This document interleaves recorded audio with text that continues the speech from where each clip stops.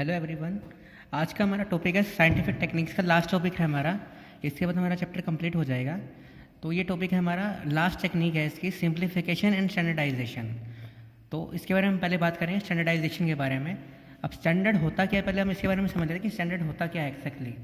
Standard होता है एक तरह से कोई पर्टिकुलर टारगेट होता है जो हमें अचीव करना होता है कि इससे कम नहीं काम चल सकता है। ये हमारा मिनिमम एक टारगेट है जो हमें अचीव करना ही करना होगा। तो ऑर्गेनाइजेशनल क्या करती है, कई बार जैसे प्रोडक्शन होती है, मार्केटिंग होती है, हर डिपार्टमेंट में एक स्टैंडर्ड फिक्स हो जाता है कि ये आपका स्टैंडर्ड है, ये आपका एक नॉर्मल काम है कि जो आपको करना ही करना होगा। फॉर एग्जांपल कि आपको 2 लाख यूनिट प्रोड्यूस करनी है एक महीने में, पूरी एक ऑर्गेनाइजेशन ने, तो एक स्टैंडर्ड है जो तरह की ये तो एक मिनिमम काम है कि जो आपको पूरा करना ही करना होगा। तो फॉर एग्जाम्पल कि आपको एग्ज़ाम दिया जाता है, तो आपको एग्ज़ाम में कुछ एक क्वेश्चन करना है, तो ये आपका स्टैंडर्ड है कि आपको इतने मार्क्स तो लेने ही लेने हैं, इससे काम नहीं चल सकता है। तो स्टैंडर्डाइजेशन अब होता क्या है, setting up standards and maintaining them relating to every step of business operations. Production है, फाइनेंस है, जो भी फंक्शंस होते हैं, ऑपरेशंस होते हैं एक मैनेजमेंट में, बिजनेस में, सभी हर एक्टिविटी में एक स्टैंडर्ड फिक्स कर देना कि भाई आपको ये काम तो करना ही करना होगा। फॉर एग्जाम्पल कि आपको ये काम इतने टाइम में करना है, या इसकी क्वालिटी इतनी स्टैंडर्ड की होनी चाहिए। ऐसे होता है ना कि आप कई बार चूज़ करते हो कि भाई ये अच्छे क्वालिटी का नहीं है।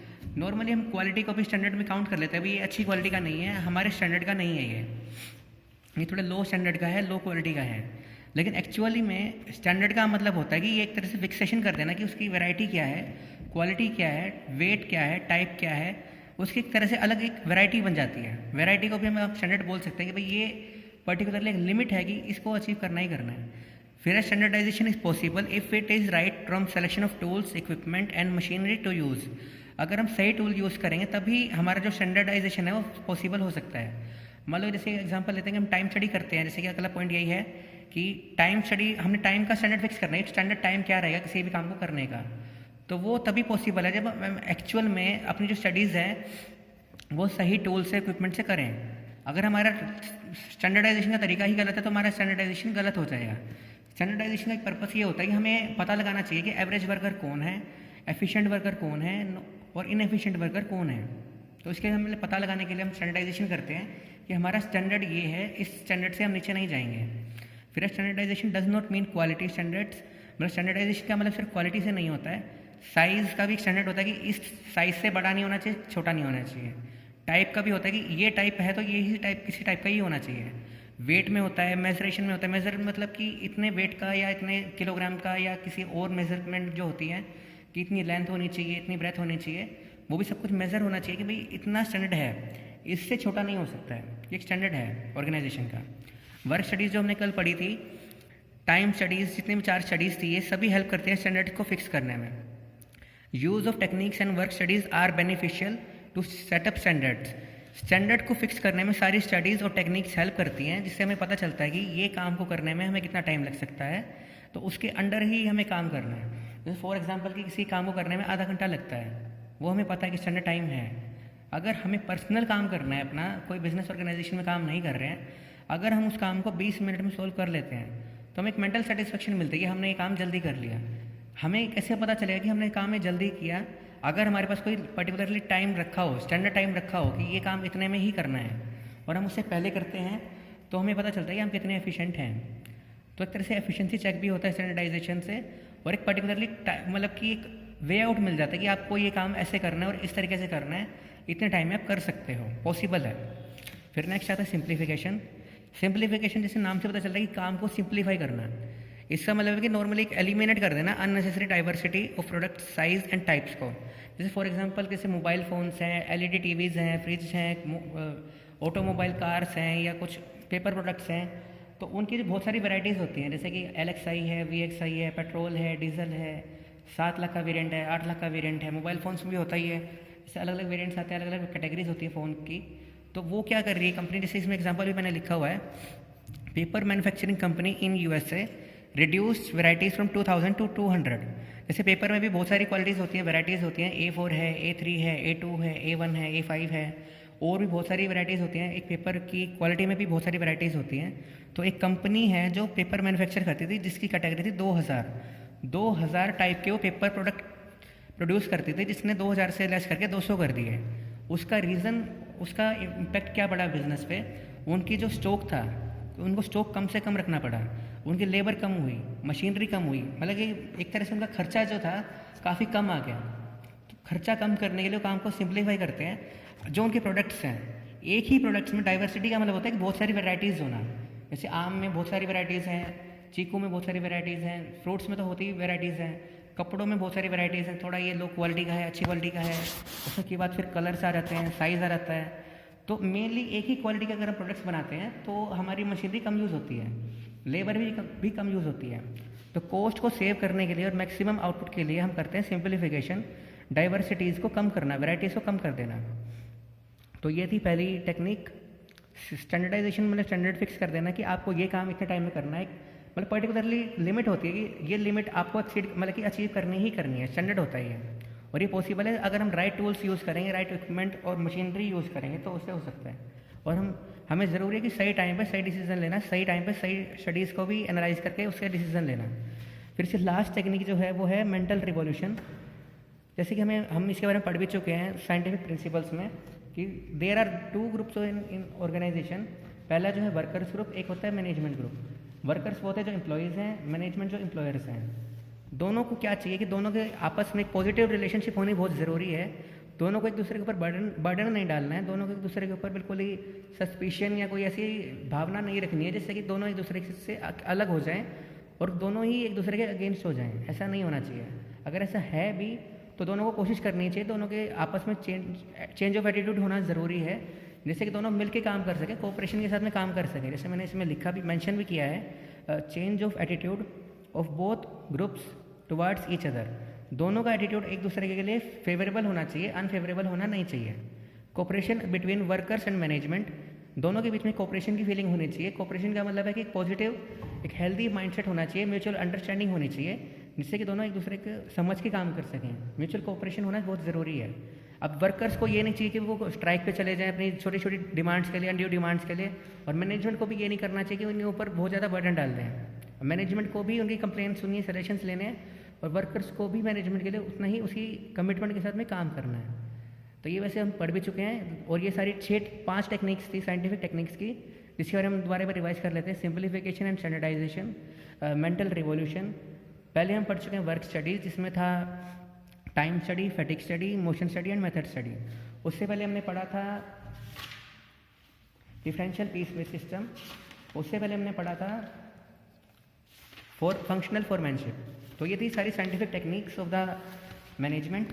अब हम आते हैं एडवांटेजेस ऑफ साइंटिफिक मैनेजमेंट पे।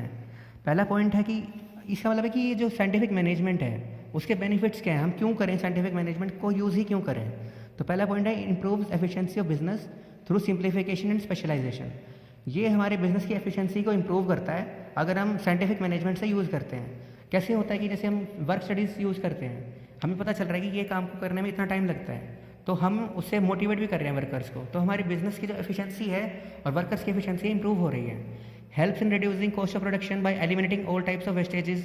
जैसे हमने अभी लास्ट में डिस्कस किया, सिंप्लीफिकेशन में वैराइटीज़ को लेस कर देना, रिड्यूस कर देना, उससे हमारी वेस्टेज कम से कम हो रही है, तो हमारी कॉस्ट ऑफ प्रोडक्शन भी कम हो रही है। जैसे हमने 2000 से 200 तक हम अपनी वैराइटीज़ ले आए तो उससे हमारी कॉस्ट ऑफ प्रोडक्शन कम हो रही है।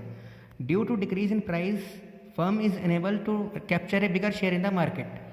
प्राइस के कम होने की वजह से मार्केट में जो शेयर होता है वो हमारी फर्म का बड़ा हो जाता है। अब मार्केट शेयर का मतलब क्या होता है, जैसे हमने वेन डायग्राम तो नहीं, पाई चार्ट हमने पढ़ा होगा मैथ्स में। पाई चार्ट में क्या होता है कि अगर हम एक सर्कल बनाते हैं, सर्कल में फिर अलग अलग पार्ट्स को डिवाइड करते हैं। जैसे फॉर एग्जांपल मैं एक बाद में एग्जांपल लेके बता दूंगा इसका। जैसे पर्टिकुलरली 50% है तो हाफ सर्कल उसमें कवर हो जाएगा, 30% है तो 30% का जो पार्ट है वो उसमें कवर हो जाएगा, बाकी बचा जो पार्ट है वो तीसरी कंपनी का है। तो इसमें यही है कि जो डिक्रीज़ होने के प्राइस में अगर कम होगा तो कस्टमर्स हमारे बढ़ जाएंगे, क्योंकि कस्टमर को क्या पसंद है कि प्राइस कम से कम हो।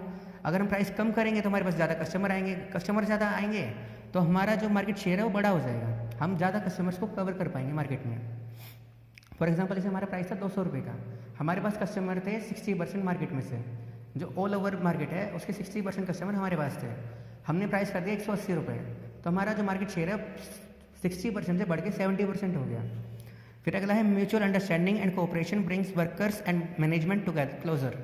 जैसे मैंने कि बताया मेंटल रिवॉल्यूशन में क्या होता है, अगर आपस में की कोऑपरेशन की फीलिंग्स होगी, म्यूचुअल अंडरस्टैंडिंग होगी, तो दोनों क्लोज होकर काम करेंगे, कोई बर्डन किसी पे नहीं आएगा। More training to improve the skill of workers, जैसे कि साइंटिफिक प्रिंसिपल था, लास्ट प्रिंसिपल था development of each worker to their greatest efficiency and prosperity.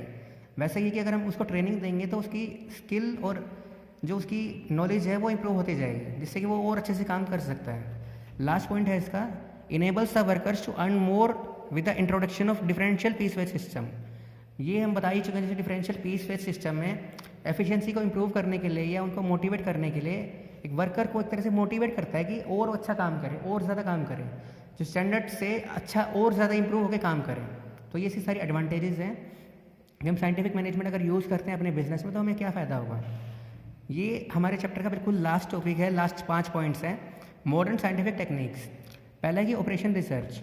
Operation research का क्या मतलब होता है कि हमें एक तरह से रिसर्च करना कि हमें एक काम को करने के लिए कितने लोगों की ज़रूरत है, पर्टिकुलरली कितने लोगों की ज़रूरत है। ये टेक्निक बनाई गई थी सेकेंड वर्ल्ड वॉर के टाइम पे to optimize the deployment of वार।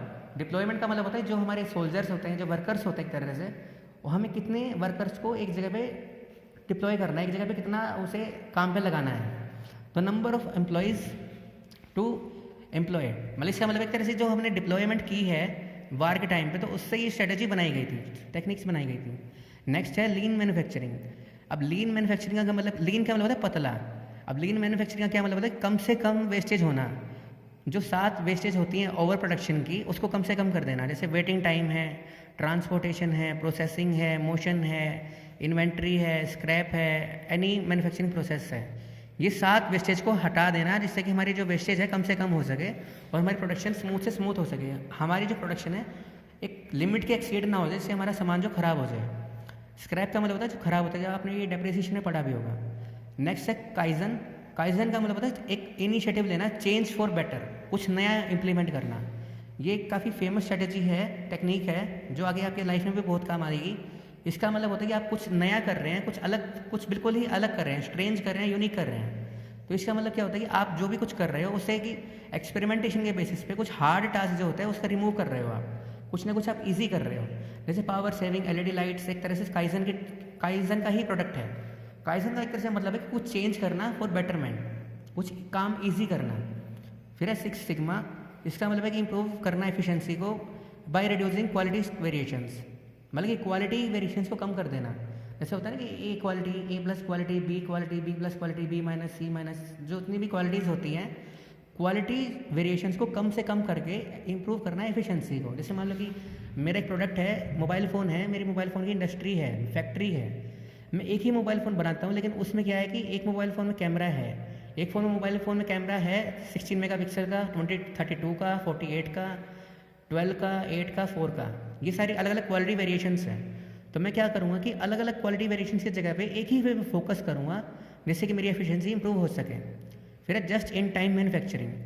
जैसे कि इसके नाम से ही पता चल रहा है कि मैन्युफैक्चरिंग करना इन टाइम पे, मतलब ऐसा ना हो कि पहले हम मैन्युफैक्चरिंग कर लें और हमारा जो स्टॉक है, जो हमारा इन्वेंट्री है, वो बेकार में पड़ा रहे, सड़ता रहे। तो हमें क्या चाहिए कि जब हमें ज़रूरत है तभी हम मैन्युफैक्चरिंग कर लें, जिससे कि हमारा इन्वेंट्री जो है, हमारा जो स्टॉक है, लंबे टाइम तक ख़राब ना हो पाए। तो ये था हमारा लास्ट टॉपिक आज का, modern scientific techniques, advantages of scientific management. And हमने 2 टेक्निक्स दी हैं यहाँ पे, standardization and simplification and mental revolution. Standardization में दोबारा बता देता हूँ। स्टैंडर्डाइजेशन होता है कि स्टैंडर्ड फिक्स कर देना, एक लिमिट फिक्स कर देना कि इतना काम तो पॉसिबल है, इतना काम तो आपको करना ही करना है, और जिससे कि हम एक पता लगा सकें कि हमारा एवरेज वर्कर, एफिशिएंट वर्कर और इनएफिशिएंट वर्कर कौन है, किस कैटेगरी में आता है और कौन कहाँ पे स्टैंड करता है। और स्टैंडर्डाइजेशन का मतलब होता है कि क्वालिटी भी मेंटेन करना और एक साइज़ को भी मेंटेन करना, कि इसका साइज़ ये होना चाहिए, इसका वेट इतना होना चाहिए, मेजरमेंट इतनी होनी चाहिए। जैसे कि होता है कि हम कोई चीज़ खरीदते हैं तो हमें ये पता होता है कि भाई इसमें इतना ही होगा, 200 ग्राम इस पैकेट में मिलेगा, तो एक स्टैंडर्ड है कि भाई 200 ग्राम का पैकेट अलग ही है। हमें बार बार देखने की ज़रूरत नहीं होती कि भाई 200 ग्राम इसमें है कि नहीं है, इसमें कितना ग्राम है, हमें बार बार चेक करने की ज़रूरत नहीं होती है। तो ये था हमारा इस चैप्टर का लास्ट टॉपिक। अभी हम रिविज़न करेंगे। For any queries please contact me. Thank you.